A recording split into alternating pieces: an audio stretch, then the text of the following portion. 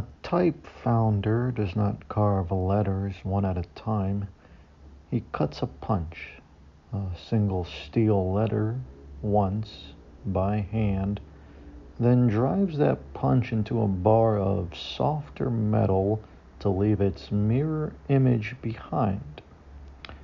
That impression is the matrix. From the matrix, and only from the matrix, he casts every letter a print shop will ever buy from him.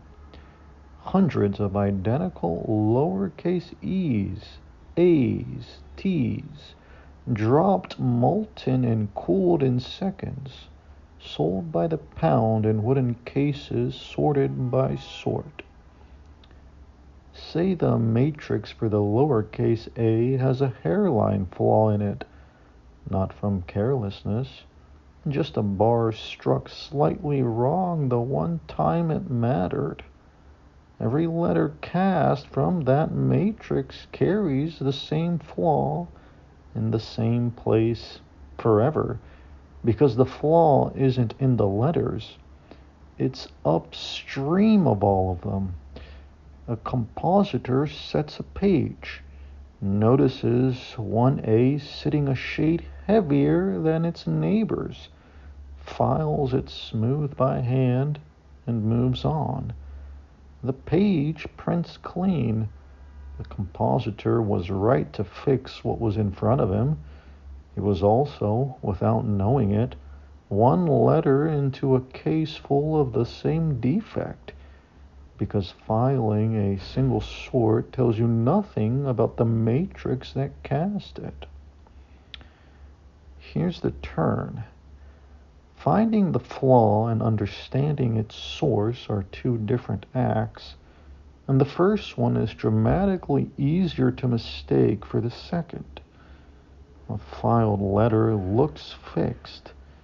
It is fixed as a letter. The matrix, the actual origin, sits untouched in a drawer, ready to cast the identical flaw into the next 100 A's the moment anyone needs more type. Nothing about correcting the specimen in your hand tells the matrix to stop. So the real fix was never at the composing stick.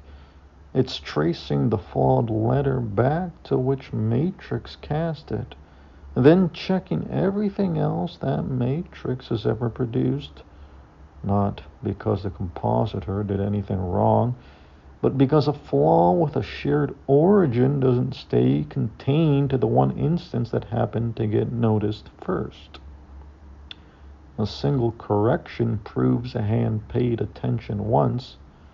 It says nothing about whether the source that produced the defect got found.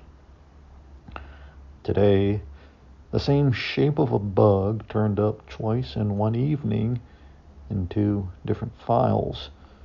Not one shared matrix, but one repeated habit cast into two separate ones. A naming convention where a value might already carry a prefix or might not, handled by just adding the prefix again without checking. The first time, an independent review caught it and fixed it in the affected path before it ever reached a real order. What didn't happen then was a search for the same unchecked assumption anywhere else it might have been cast. The second time, in a different file holding the exact same habit, nothing caught it until a real, live order went out with an invalid size and the exchange itself rejected it outright. No capital was deployed or lost. The order failed cleanly before any fill, confirmed by checking the balance directly rather than assuming it. But the first fix by itself should have been the moment to ask where else the same habit lived, not just where it had already been seen failing. Sibling to the same slip, set twice, but a harder version of the same lesson. That one was a peer's public correction, read as an assignment rather than someone else's paperwork, and it paid off by catching the same flaw at home before it cost anything. This one was the correction landing on our own desk first, in our own hand, and still not being generalized past the specific letter it arrived on. Learning from someone else's fixed mistake is a discipline. Learning from your own fast enough to check the matrix and not just the letter is a harder one, and the market is a much less patient teacher than a review. No denigration here.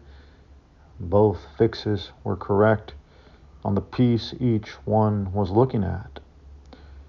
The gap wasn't carelessness, it was scope. Fixing what was found instead of asking what else the same source might have produced. This is not commentary, it is category formation.